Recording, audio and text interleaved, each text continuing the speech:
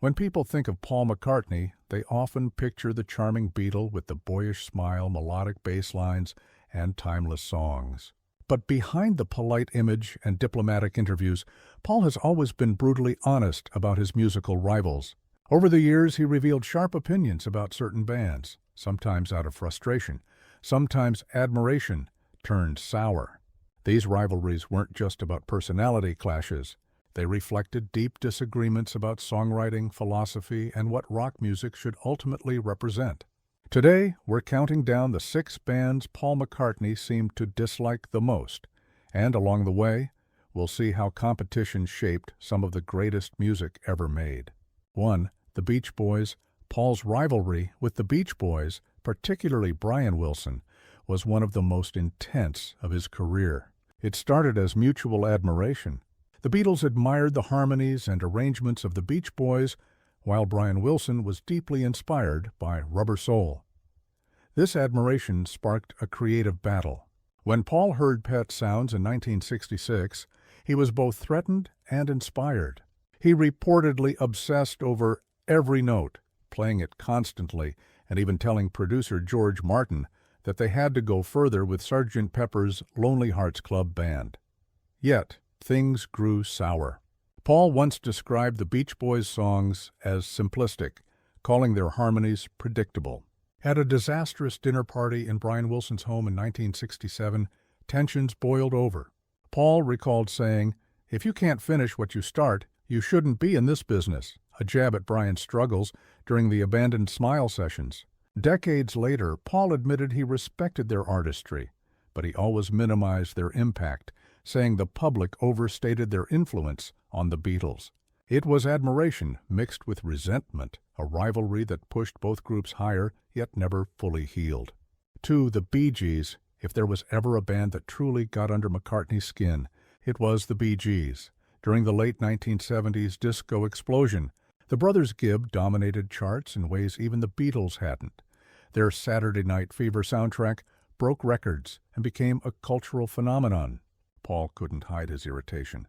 He mocked their falsetto harmonies and reportedly dismissed their songs as lightweight.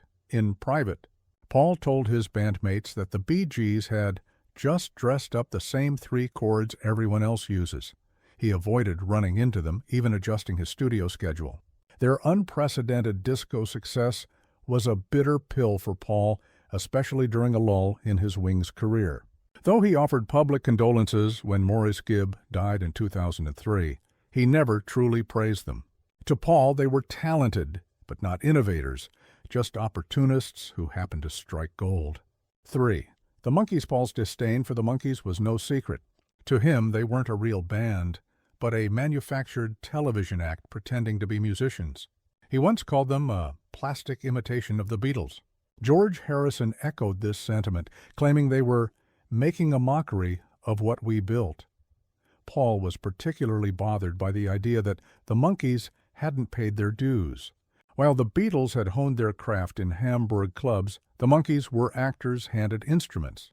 When their show began incorporating psychedelic elements after Sgt. Pepper's was released, Paul grew even more resentful, viewing it as blatant theft. Despite their eventual fight for creative control, Paul never accepted them as legitimate. To him, they were actors riding the Beatles' coattails. For Oasis fast forward to the 1990s, and Paul found a new rival in Oasis. The Gallagher brothers openly worshipped the Beatles, but their arrogance rubbed Paul the wrong way. Noel Gallagher once claimed Oasis were bigger than the Beatles, which infuriated Paul. He saw them as derivative, recycling Beatles melodies and disguising them as originals. At the 2000 Q Awards, Paul had an awkward backstage encounter with Liam Gallagher, who approached him for an autograph. Witnesses said Paul was polite but cool, offering only a stiff smile. Over time, Paul softened his view, occasionally acknowledging Oasis's role in keeping guitar music relevant. Still in private, he dismissed them as arrogant copycats, saying they had half the talent and twice the ego. 5. The Sex Pistols. The late 1970s. The Sex Pistols symbolized everything Paul McCartney disliked about punk. He saw them as unskilled, angry kids mocking the legacy of established bands. Their anarchic message and harsh sound felt like a direct assault on his carefully built reputation. Paul was especially hurt when he saw posters of the Beatles being used as targets during Sex Pistols rehearsals.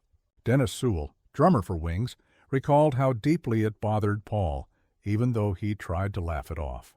To him, punk wasn't rebellion, it was nihilism. He dismissed Sid Vicious as a dinosaur pretending to be new. Despite punk's influence, Paul never warmed up to it, feeling the movement was more about destruction than creation. 6. The Rolling Stones. Perhaps the most famous rivalry of them all was with the Rolling Stones. Publicly, Paul always maintained a friendly competition with Mick Jagger and company. Privately, he couldn't help but take digs. He often referred to them as a blues cover band that got lucky. George Martin once recalled Paul saying, "The Stones were just following in our footsteps." The competition stretched from the 1960s onward. Whenever the Stones released an album with psychedelic influences, Paul accused them of copying the Beatles. Even decades later, in a 2021 interview, he called them a blues cover band, reigniting old tensions. Mick Jagger fired back, joking that the Stones were still filling stadiums while the Beatles hadn't toured since 1966. Fans saw only the public camaraderie, but behind the scenes, the rivalry ran deep. It was never just friendly competition, it was personal. Please don't forget to subscribe and hit the bell icon.